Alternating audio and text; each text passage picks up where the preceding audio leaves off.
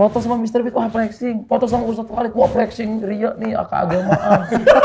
Salah juga loh. Oh ya udah, gue foto sama keluarga aja. Wah ain. Wah, aduh, Aduh, gue posting apa lagi? Udahlah, gue posting usaha aja. Wah flexing, posting pencapaian katanya. Wah, aduh bingung Ustadz. Jadi gue harus posting apa kan? Gue kerjanya di sini ngasih makan orang, ratusan karyawan gue pakai apa? Kalau ada orang yang di samping gue ini biasanya nggak lepas dari kata-kata flexing menurut stigma netizen. Stigma netizen bro, kalau gue kan sama lo kan udah kenal lo deket lah. Tapi kalau di mata netizen pasti selalu ada aja begitu-begitu. Apakah flexing harta ini adalah bisa dikategorikan sebuah, kan menginspirasi, kan memotivasi dan lain sebagainya. Nanti kita bahas ya bagaimana hukumnya dari sudut pandang Islam. Bersama guru kita, Ustadz Khalid Basalamah, semoga Allah jaga beliau. Tapi sebelumnya saya akan sapa dulu. Tumben ya Grand Atta Halilintar, rame lo pada di sini ya. Hah? Di online juga ada nih, di Zoom nih. Rame juga nih, Masya Allah. Bismillah. Assalamualaikum warahmatullahi wabarakatuh. Waalaikumsalam warahmatullahi wabarakatuh. Alhamdulillah, wassalatu wassalamu ala rasulillah ma ba'd. Ini bintang tamu atau narasumber kita kali ini adalah seorang Atta Halilintar yang dimana sering makan di Ajwat Resto. Tapi pelanggaran, baru tahu kalau itu punyanya Ustadz Khalid. Gimana bro? Kan baru ketemu Ustadz Khalidnya baru setahun 2 tahun ini. Oke. Ternyata nih restoran udah 19 tahun. 15. Udah 15 tahun, jadi udah legendary kan. Iya. Nah sebelum itu aku udah sering makan ke sini. Alah, coba gue tes. Emang lu makan apa coba menunya? Kambing sama susu kurma, udah gua pasti itu. benar. Karena menurutku, bapakku tuh suka banget kambing. Jadi kebawa tuh sama aku. Selalu suka kambing, suka makanan Arab. Wih, keren. Selain makanan Indonesia, Iya. makanan Arab. Selain makanan apa? Indonesia. Indonesia. Sebelum kita mulai tema kita kali ini, saya mau apresiasi dan ucapin selamat. Atta Halilintar satu-satunya pemain bola dari Indonesia yang terbang ke Qatar untuk bikin satu program untuk donasi tembus 12 juta US dollar saat itu ya. Berarti totalnya 200 miliar rupiah untuk didonasikan bantu adik-adik kita yang terhormat. Ada buat Palestina, Tunis, Tanzania, di spread. Alhamdulillah, bareng-bareng loh. Bukan aku doang, kan banyak youtubernya seluruh dunia. Tapi kenapa lu ya? Maksudnya kan ada pemain-pemain Chelsea, kalau kita ngomong klub ya, Real Madrid gabungan jadi satu loh. Ya, Marcelo, Eden Hazard, Diego Costa dan lain sebagainya. Tapi artinya, dan yang turun ke lapangan juga lu membawa atau bawa bendera Indonesia ya bro?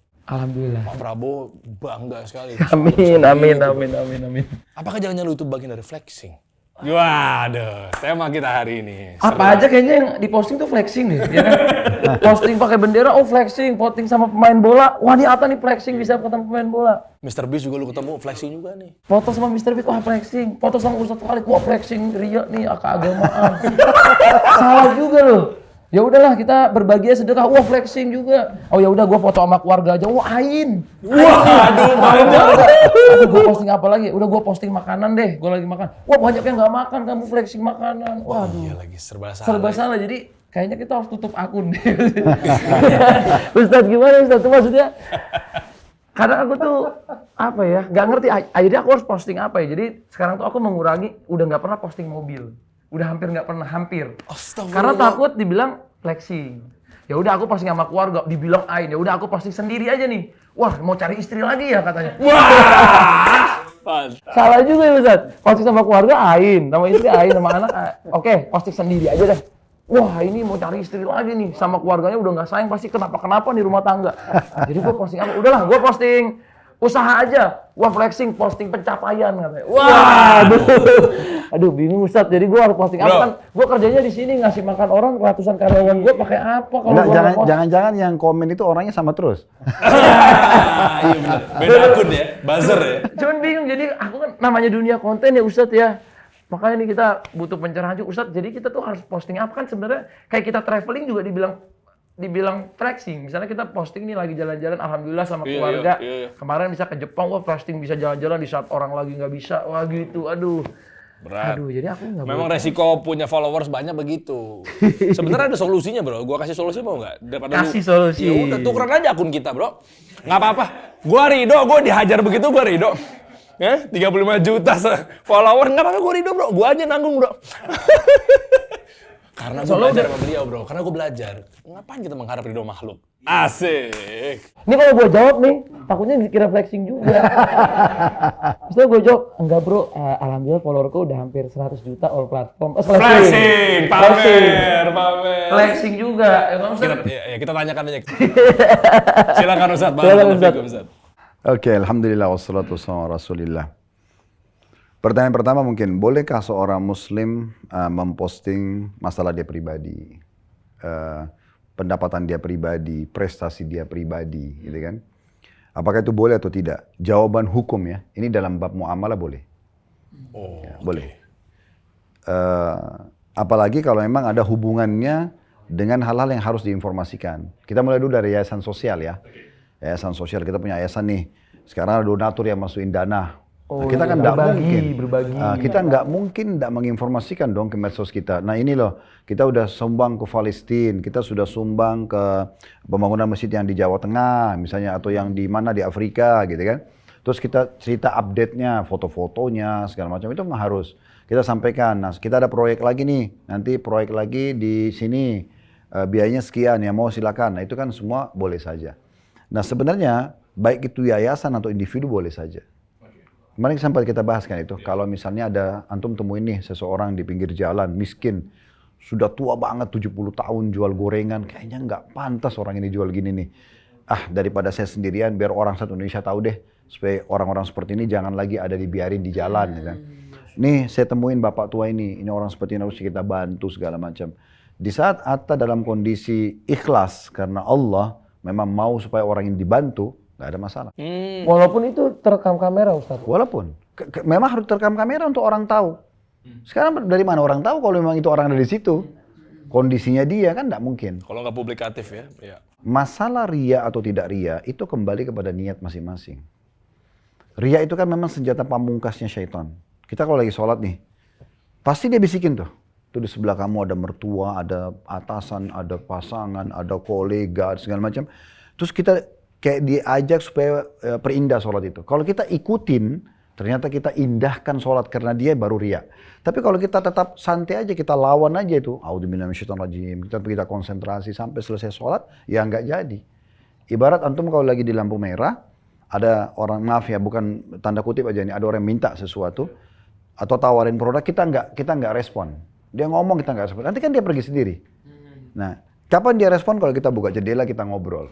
Nah, kurang lebih seperti itu, rasionalnya lah ya. Bahkan kalau kita nahan, malah ada yang bilang katanya dikategorikan kita masuk ria juga. Misalnya kayak, aduh udah kepikiran nih, tau gitu nggak usah sholat depan mertua deh. Tau gitu. Enggak. Enggak ya Sat ya? Enggak. Misalnya kita udah pilih-pilih bahasa, saya pernah misalnya di kesempatan imam Sat. Terus emang niatnya memang kita pengennya agak sedikit panjang suratnya, pilihannya. Tapi karena memang syaitan bisikinnya adalah, ayo ini ada ini nih, ayo kalau bisa gas aja, udah pas tuh, udah pilihan kamu udah tepat. Jadi saya nge-switch ke surat pendek Ustadz, maksudnya yang lebih pendek gitu jumlah ayatnya. Itu gimana Ustadz kayak Enggak. Itu kan berusaah menghindari bisikan. Oh itu nggak apa-apa ya syaitan. Ustadz ya? Nggak ada masalah.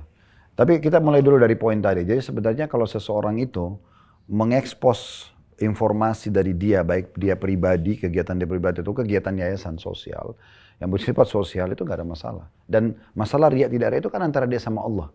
Kita nggak bisa pastikan orang itu riya atau tidak. Banyak sekali riwayat yang berbunyi, contoh misalnya, waktu turun firman Allah Subhanahu wa taala, Man dzalladzi yuqridullah qardan hasana. Siapa yang mau meminjamkan kepada Allah dengan pinjaman yang baik.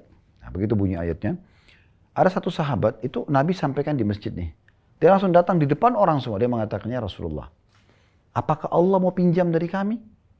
Karena Allah mengatakan siapa yang mau minjamkan kepada Allah dengan pinjaman yang baik itu sedekah maksudnya di jalan Allah. Allah anggap itu pinjaman. Kata Nabi SAW depan orang, iya. Langsung dia bilang, ya Rasulullah ulurkan tangan Anda. Langsung sahabat itu namanya Abu Dahdah, dia salaman sama Nabi. Dia mengatakan, ya Rasulullah, saya akan pinjamkan kebun saya yang berisikan 600 pohon kurma untuk Allah. Sedekah, depan orang semua. Tapi bahasanya pinjamkan ya.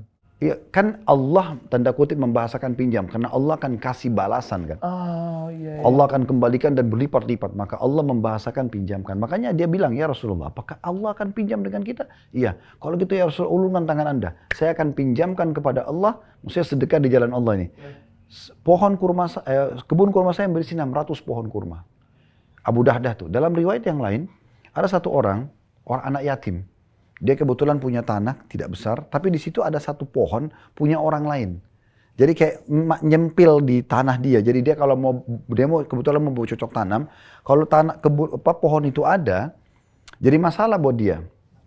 Jadi harus buat pagar lagi melengkung-lengkung gitu. Dia bilang, ya Rasulullah, saya ini orang tidak mampu, tapi saya mau kelola tanah saya ini. Tolong minta kepada pemilik pohon itu untuk hadiahkan ke saya. Nabi bilang sama pemilik pohon itu, cobalah kamu hadiahkan untuk saudaramu. Balasannya kau akan dapat satu pohon kurma di surga. Gantinya itu. Orang itu tidak mau, nolak dia. Terus Abu Dahdah ini dengar. Dia datang kepada pemilik pohon itu, dia mengatakan, begini aja, tukar satu pohon kamu sama 600 pohon kurma saya. Ambil tuh kebun saya 600 pohon, ambil. Saya ambil ini. Orang itu pasti mau. Satu pohon diganti sama 600. Terus dia datang ke Rasulullah mengatakan, ya Rasulullah, pohon itu sudah saya beli. Dengan 600 pohon kurma saya. Maka ambil, silakan. Anda mau kasih ke anak yatim itu silakan. Maka Nabi SAW mengatakan, betapa banyak pohon-pohon kurma yang ranum, melimpah buahnya di surga buat Abu Dahdah. Tapi kasusnya, ini di depan para sahabat. Kalau enggak sampai ke kita sekarang. Iya.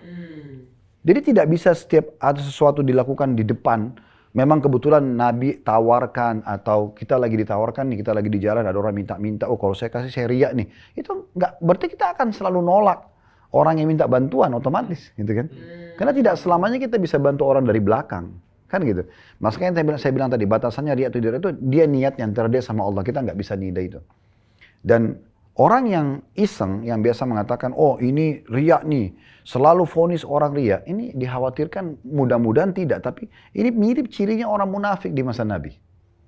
Jadi di masa Nabi itu, pernah waktu perang Tabuk, Nabi kan bilang, ayo nyumbang, kan sebelum jihad itu selalu Nabi suruh kumpulin harta dulu. Sudah harta terkumpul, bisa biaya pasukan, baru bentuk pasukan secara fisik. Jadi ayo nyumbang, ada sahabat yang datang, bawa satu kain isi emas sama perak banyak. Saking beratnya sampai jatuh di bawah diangkat lagi gitu. Sampai ke depan Nabi, ada banyak orang nih, orang-orang munafik yang bisikin. Orang beriman tidak ada yang ngomong, orang munafik bisikin, riya. Padahal mereka sendiri gak nyumbang. Oh, itu yang sumbernya. Nah ini kisah nyata loh dari masa Nabi. Ternyata setelah itu udah, Nabi gak pedulikan orang-orang seperti ini. Nabi tetap aja terima sedekahnya, ya sudah Nabi doain. Gak lama ada datang satu sahabat, orang miskin. Dia cuma bawa 3-4 butir kurma, kecil. Ya. Cuma itu kemampuan dia. Dia bilang, ya Rasulullah, ini saya sumbang, ini yang saya mampu. Orang beriman tidak ada yang bicara, orang munafik bicara lagi. Mau diapakan tuh 3-4 butir di jihad? Salah mulu ya kayaknya perasaan ya. Nah, itu masalahnya. Jadi kalau ada orang yang cuma tahu komen, nanggapin orang negatif setiap kegiatannya, ini aneh. Untuk apa? Dia dukung atau dia nggak usah ikut-ikutan? Kan gitu, lebih baik gitu kan? Nah, ini contohnya. Jadi kembali lagi kalau masalah ria, bukan ria itu mungkin kembali kepada diri dia sendiri. Itu kalau berhubungan dengan kegiatan sosial. Nah sekarang bagaimana kalau kita pribadi? Boleh nggak saya expose rumah, mobil gitu kan, kekayaan. Nah ini memang sedikit agak sensitif. Dalam bab muamalah tetap dalam Islam boleh-boleh saja. Karena Allah mengatakan, binikmati rabbika fahadits. Kalau nikmat Tuhan boleh kau sebutkan. Misalnya, atau sekarang Masya Allah sudah bekerja, sudah punya income, ya. Oh ya Alhamdulillah sudah. Iya, maksudnya bisa nggak kalau ditanya gitu langsung mengatakan, oh ya Alhamdulillah Allah titipkan, Allah berikan, gitu kan. Itu boleh saja, kita kan ditanya. Nggak ada masalah. Dan, tapi sekarang memang masalahnya kalau kita, ini rumah baru saya beli nih, ya, nilainya sekian misalnya.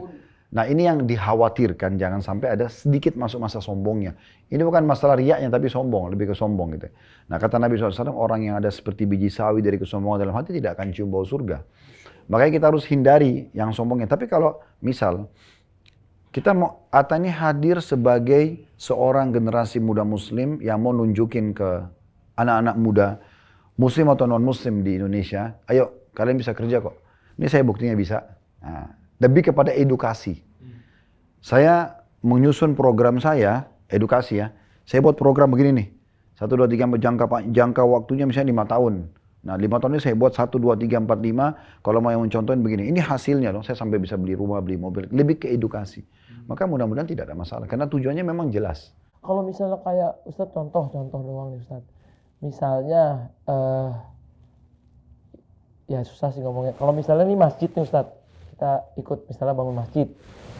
Nah tiba-tiba kan kita misalnya posting nih Ustadz. Tapi gara-gara kita posting, banyak tuh orang jadi support karpet, support alat buat di kamar mandi. terus ada yang kasih chat gitu Ustaz buat sekolah santren gitu-gitu. Tapi kan kita posting gitu Ustaz. Itu menurut Ustaz ria atau enggak? Karena kan di komennya orang, wah insya Allah saya kalau nanti sukses saya pengen di masjid juga, jadi banyak tuh ada puluhan ribu komen, entah mungkin bisa menginspirasi jutaan orang yang nonton pada hari itu. Oh saya mau bikin masjid juga. Nah itu kita itu niatnya, tergantung niatnya tuh. Jadi makanya tadi saya bilang kalau niatnya kita memang tadi ada kesombongan, kita memang ria, itu antara antum sama Allah, kita nggak bisa nilai itu. Maka itu ya sudah berarti dia akan dapat sesuai yang dia niatkan. Tapi kalau memang kita niatnya kayak tadi, ini masjid sebenarnya dibangun nih daripada saya dapat pahala sendiri, ayo ya. Saya ini masjid ini di lokasi ini strategis banget. Ayo kalau ada yang mau partisipasi yuk misalnya. Antum aja orang gitu. Seharusnya tidak ada riak ya di situ ya. Tidak ada kesombongan gitu ya. Jadi sebenarnya kembali ke niat antum. Kita susah untuk menilai itu. Karena riak ini antara riak dengan ikhlas ini dalam hati itu, ibadah hati itu hanya Allah yang tahu. Oh, Masya Allah, barakallahu fikum. Kalau misalnya Ustadz, contoh nih kan aku pernah lihat ada konten Ustadz Khalid sama Ferrari sama Mercy, aku pernah lihat tuh. Iya, tahu. Pernah lihat yang viral di Dubai ya kalau nggak salah. Di Dubai aku lihat, keren juga nih Ustadz bisa dakwah tapi di atas Ferrari gitu kan. Menurutku yang anak-anak, mungkin anak-anak mobil tadinya dia nggak nonton dakwah, dia jadi nonton gitu kan. Interest, karena di depannya ada mobilnya gitu kan. Keren Ustadz pakai Ferrari, maksudnya walaupun akhirnya pro kontra kan gitu Ustadz di netizen itu. Kalau menurut Ustadz boleh nggak sih kita menyampaikan suatu hal yang baik tapi ada mobil bagus? Ya, yang pertama mungkin bukan menggurui ya, tapi berbagi saja. Saya sarankan mungkin tidak semua komen harus ditanggapin, itu dulu. Oh iya. Ya, karena pasti kita berbuat sesempurna apapun menurut kita dan sebaik apapun, pasti pro kontra. Saya pernah bicara sama Dery sebuah contoh, biar Atta tahu. Saya ini kalau merasa pengen ngecas iman lagi, saya biasanya dengerin tilawah Qur'annya Imam Haram Mekah. Ini bagus nih kisahnya. Nah, biasa gitu. Jadi terutama subuh. Coba Atta cari misalnya ketik aja di YouTube sholat subuh Masjid Haram. Nah, siapa saja imamnya gitu. Biasanya kalau sholat subuh itu karena imam-imamnya itu sudah muraja dari sholat tahajudnya. Suaranya indah banget kalau subuh itu, beda. Gitu, dia lebih teratur lah intonasinya segala macam itu. Nah, terus saya pernah dengar waktu itu sholat subuh Dr. Abdullah Juhani. Ini salah satu imam Masjid Haram yang tidak terlalu besar badan tapi suaranya bagus banget. Itu subhanallah cuplikan itu hanya iqamah, dia maju, dia jadi imam, dia baca seperti biasa Al-Fatihah, surah, sampai salam lah. Selesai salam, udah saya dengerin tuh. Oh ya ini artinya, karena alhamdulillah kebetulan mengerti. Pas selesai salam, saya mau keluar dari YouTube itu, saya lihat ada orang yang dislike. Kok bisa gitu loh? Dislike. Ini Dr. Abdullah Juhani nggak ngomong, dia kamera pun itu nggak langsung. Ceramah pun juga nggak ada Ustadz ya? Nggak ada, aja cuma Allahu Akbar, istau gitu kan, Allahu Akbar gitu. Sampai salam, ada yang dislike. Coba, apalagi kalau antum ngomong, itu pasti ada saja. Jadi kalau saran saya, nggak usah tanggapin komen gitu. Komen tak penting gitu.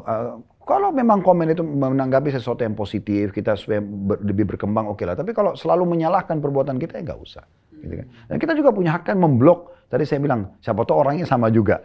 Nah itu diblok aja, nggak perlu dia masuk situ karena dia akan mengacaukan konten kan gitu. Untuk apa? Nah yang penting bagaimana kita mengontrol keikhlasan kita kepada Allah. Itu aja sebenarnya. Nah kalau tadi yang ditanya itu, sebenarnya saya luruskan itu bukan mobil saya. Ya, itu bukan mobil saya. Jadi saya waktu itu diundang ke Imarat untuk dakwah di Abu Dhabi sama Dubai. Nah pas di Dubai, keren tapi itu Ustadz kontennya menurutku ya. Ada kajian di rumah satu ibu orang Indonesia nikah sama orang Malaysia, suami beliau pengacara. Gitu. Nah, rupanya memang di garasinya dia mobil-mobil sport begitu semua. Ya, waktu itu kami nunggu habis kajian, nunggu mau pulang ke Abu Dhabi. Terus saya bilang sama pemilik rumahnya, tuan rumahnya, nanti insya Allah kalau mobilnya sudah siap tolong diinfokan. Nah kita nunggu di situ, di rumah situ. Terus saya bilang sama kameramen, waktu itu ada satu orang ikut dari Indonesia, kayaknya kita kalau nunggu sampai 2-3 jam iseng, kosong banget nih. Kita buat konten aja, kontennya Ustaz, ini ada mobilnya nih, kita buat konten aja, bicara anak-anak muda supaya mau jadi orang sukses dan kaya. Ayo Ustaz, kita izin sama pemilik rumah, dikeluarin sama dia, sweater yang Anda pakai itu kan baru. Ustaz, ini kata ibunya, ini suami saya beli tapi kekecilan buat dia, Ustaz pakai kok cocok. Dikasih topi, jadi topinya merah, bajunya merah, mobilnya merah. Ya kebetulan aja. Sporty banget gitu Ustaz. Kayak Allah aturin, udah saya buat konten aja masalah itu. Jadi hanya untuk menunjukkan sebenarnya alasan-alasan kenapa kita harus jadi orang kaya dalam Islam. Ya, soalnya stigmanya kan kita kesannya tuh jangan ngejar dunia, dunia itu begini. Jadi seakan-akan kita tuh hidupnya tuh ya udah kita miskin, hidupnya susah gitu. Kesana tuh nggak boleh kaya raya gitu. Makanya Ustadz bikin video tersebut. Ternyata Islam Aku boleh. ngerti itu maksudnya boleh. Islam. Di situ aku ngerasa kayak terinspirasi juga. Islam tuh malah harus kaya raya kan, karena ya kalau aku dengar dari ceramah Ustadz yang kita mengerti ya dari Ustadz lain juga. Ya kalau kaya kita bisa, alhamdulillah bisa beribadahnya lebih banyak, bisa umroh, bisa naik haji, bisa mengumrohkan orang tua, keluarga jauh, bisa bangun sesuatu yang bermanfaat. Nanti Atta perlu ikut ke Gazo Academy. Gazo Academy. Jadi Ustadz Kita tuh ada bikin kelas Minar Sehari. buat Namanya Gazo muslim. Academy. Nah kali ini kasih solusi ini kerjasama sama Gazo Academy. Gua alumninya bro. Jadi kita tuh dari jam 8 sampai jam 8 pagi sampai jam 11 sore. Kita di hotel-hotel bintang 5 di Jakarta, memang untuk pengusaha. Kemarin kita adakan di Ritz-Carlton, terus kita adakan di Park Hyatt. Nah kalau itu flexing atau bukan Ustadz? Enggak, itu kan enggak. Bukan. Bermewah-mewah katanya ntar Loh. Terus yang pakai hotel itu siapa? Kalau orang punya kemampuan kan bermewah-mewah. Itu makanya orang yang komen biasanya dia jadikan tolak ukur diri dia. Mungkin bagi dia itu berat untuk nyewa itu, tapi belum tentu bagi orang lain. Ya, acara itu tidak seberapa biayanya gitu kan dengan ilmu yang dia dapatkan gitu. Yang penting pada saat itu kita buat acara di Gazo Academy 1 tuh isinya 42 alasan kenapa harus jadi orang kaya dan sukses. Masya Top itu. Ya, di antaranya itu yang kita jelaskan masalah hubungannya kekayaan dengan syahadat. Kalau kita sebenarnya bisa memasuk Islamkan orang dengan harta kita kan gitu.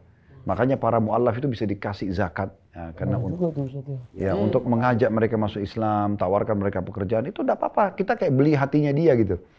Makanya Nabi SAW itu memberikan orang-orang non-muslim hadiah sehingga mereka banyak masuk Islam. Ada hubungannya antara harta itu dengan sholat.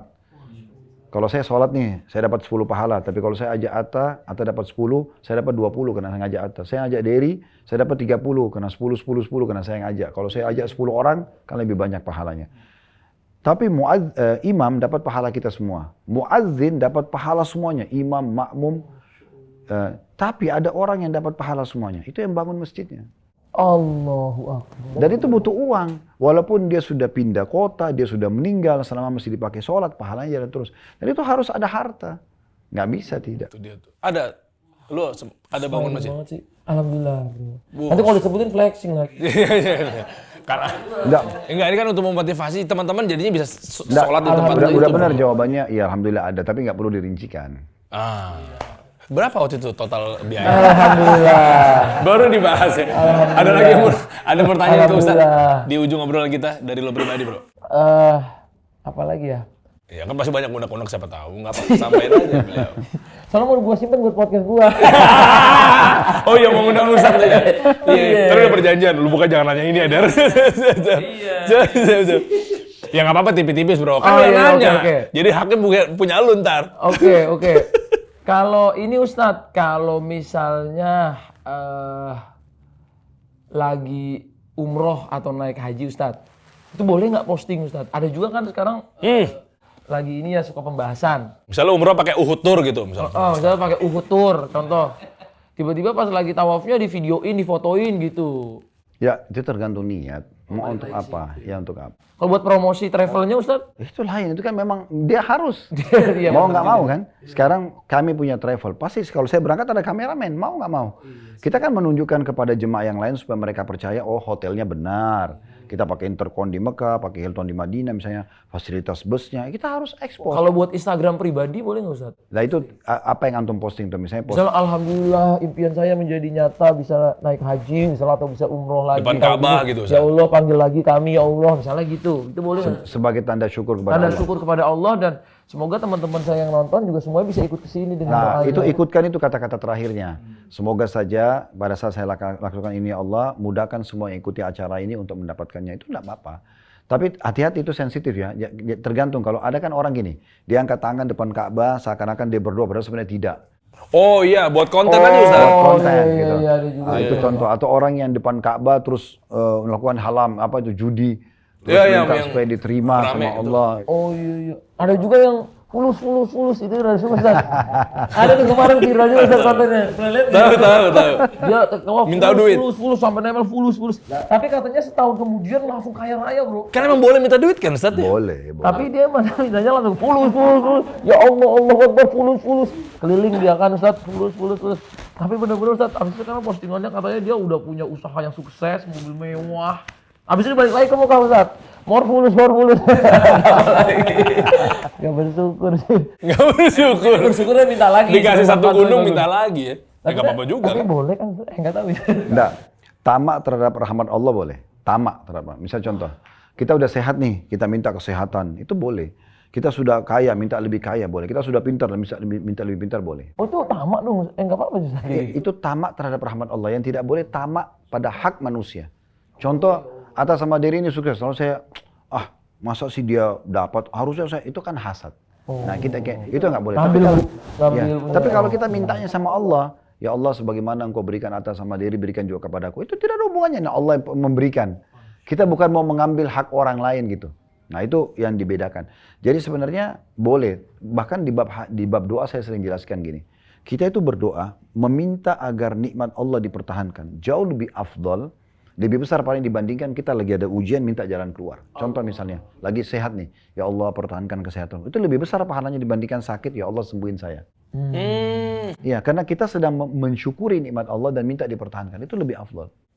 Makanya kalau lagi tawaf saya bimbing jemaah itu katakan begitu, Pak, Bapak Ibu sekalian, apalagi pas lewat dari Hajar Aswad multazam kan, doa mustajab nih lewatin antara Hajar Aswad sama pintu Ka'bah. Bapak Ibu mulai alhamdulillah, wassalatu wassalamu ala rasulillah, lalu berdoa dalam bahasa Indonesia, minta.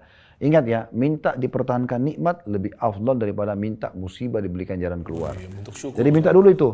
Nanti walaupun nanti misalnya setelah kita minta kesehatan kita bertahan, kebahagiaan rumah tangga bertahan, anak-anak baktilah, apalah segala macam kita berdoa.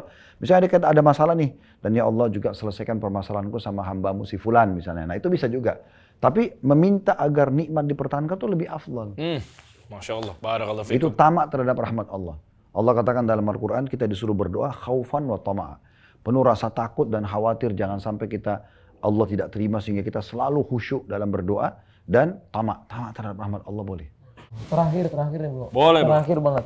Silakan, Bro. Kan kalau tadi kan orang pada takut nih, jadi tadi kita udah ada jawabannya posting di Mekah atau tentang tadi keluarga, tentang apa. Ini akhirnya kan kita semua tuh pada beralih, oh kalau gitu apa kita postingnya sambil baca Quran aja. Wow. Tapi katanya itu lebih flexing lagi katanya. Tapi kan siapa tuh memotivasi orang jadi pengen ngaji. Pengen ngaji, ya tapi ya balik lagi ke niat. Cuman boleh kan misalnya Ustadz, kalau misalnya kayak dia jadi imam, di-upload ataupun dia... Ya memang perlu kita batasi begini. Mungkin para teman-teman konten kreator ini kan perlu dibedakan mana yang perlu diangkat, mana yang tidak perlu diangkat. Contoh misalnya, kalau ada juga teman-teman kita aktif sekali kan, selalu di mana-mana, apa semua aktivitasnya diangkat. Nah nanti juga bahaya, agak sensitif, kayak misalnya kalau dia ngaji diangkat, kalau dia azan diangkat, kalau dia sholat diangkat, nanti malah takutnya memang sensitif ke riaknya. Tapi kalau memang sesekali, misalnya dia dapat nih ada Quran dijual murah, dan itu atau ada satu toko Quran kita bisa beli, kita bisa sedekain di Madinah atau Mekah. Nah, terus kita bilang nih ini Quran bisa gini-gini, kita ajarkan orang, edukasi itu berbeda. Dibandingkan kita lagi ngaji terus kita disorting. Apalagi tidak ada penjelasan apa-apa, kan orang akhirnya berpikir ngapain dia ini, dan kita juga akhirnya terganggu. Tadinya kita duduknya lebih santai, kita lebih khusyuk, sekarang kita lebih hati-hati karena kena kamera kan itu agak sensitif. Kejawab ya Bro ya? Jawab. Tapi kalau kita lihat Atta Halilintar memang ya Masya Allah ya, dalam arti kan memotivasi, dia juga nggak bergantung sama makhluk, tetap gas terus, sedekah juga rutin. Insya Allah, ini kan menurut pandangan gua aja Bro ya, apalagi ada niat misalnya bangun rumah Allah apa segala macamnya. Istilahnya adalah meskipun pelaku ekonomi kreatif, tapi secara kreatif juga menyedekahkan harta sebagiannya apa segala macamnya di jalan Allah. Nah makanya saya mengajak buat teman-teman semua yang udah sukses apa segala macamnya, bisa kok sekarang apalagi simple sedekah bisa secara kreatif, tentunya di sedekah kreatif. Ini sedekah kreatif ini adalah Yayasan Binaan Ustadz Khalid Basalamah, semoga Allah jaga beliau. Kalian bisa bantu korban bencana di berbagai daerah lewat program Tanggap Bencana Sedekah Kreatif. Nah, donasi kini lebih mudah teman-teman semua, cukup klik aja sedekahkreatif.org, detailnya ada di bawah, tinggal cek aja, cepat dan penuh manfaat. Mantap sekali. Insya Allah semoga Masya Allah. terus disemangatin, istiqomah, berbagi dan lain sebagainya. Lu punya AHA berbagi juga kan? Alhamdulillah. Itu dia. Nah, saatnya gue juga Inspirasi pengen berbagi juga buat lu, bro. Nah, ini ada apresiasi juga. Tuh, dari Sarung Ardan, karena memang lu bisa nyempetin waktunya, bela-belain. Dari Qatar ke sini, habis ini ke Tangerang lagi ya. Langsung nih makanya. Masya Allah ya, semangat terus. Tapi kan ada susu kurma kan, insya Allah kan staminanya Iya, tetap. susu kurmanya langsung dari sini. Ajuat Resto. Ajuat restoran. Mantap. Nah ini bro, ada Sarung Ardan bro. Wih, kasih solusi ada birunya bro. Oke, Ya kan? terima kasih ya. Sarung Ardan. Mantap. Pas udah mau deket Ya bulan kan? puasa. Itu dia. Atta Halilintar kan depannya A kan? Tuh, Ardan juga gua kasih bro. sorry. Jadi sarung-sarung lainnya kalau nggak ada inisial A, sorry banget. Yang gua tahu A tuh cuma Ardan doang. Iya, karena katanya A itu kan abjad paling bagus. Utama. Utama. Biasanya kalau absen nomor 1, biasanya kalau brand-brand dari A juga nomor 1. Oh iya, lu sendiri ya brand lu ya. Gitu-gitu ya. Siap. Nanti gue bilang flexing lagi udah. Siap. Nanti kita ketemu dalam kesempatan. Dan bocorannya teman-teman semua ya, sarung Ardan ini adalah sarung modern dan stylish, bikin sarung naik level, menjadikan gayamu semakin maksimal. Sarung Ardan, bring sarung to the next level. Amin. Next level atau next program atau next pertanyaan-pertanyaan nanti akan dikirimkan dari Atta Halilintar ke Ustadz Khalid Bahasa Lama. Ada pertanyaan terus sampai aja di podcast lu bro. Oke. Yang tadi bro. Bener. Itu ngeri Jangan banget. dibocorin ya bro. Yeah. Jangan dulu, gua dulu ini. Kan lu udah dapat 30 hari. Gua cuma dapat 1, kan mau nanya itu doang tentang bisnis. Richard Lee dapat program sama Ustadz Khalid Richard Lee. Dery Hansa dikasih solusi dapat. 30. Ya kan? Lu cuma satu soalnya Satu berapa? episode. Tapi satu episode aja engagementnya ketutup kita 30 tiap. Gede banget. Bukan, beliau mintanya memang cuma 1. Oh belum, itu cuma satu ya? Memang. Oh maksudnya Jadwalnya udah kulihat padet bro. enggak. Ustadz mau nyampein suatu, beliau minta cuma 1. Dery minta 30 hari, tahu diri lo Der gitu. Oh enggak sih, itu jabaran dia sendiri.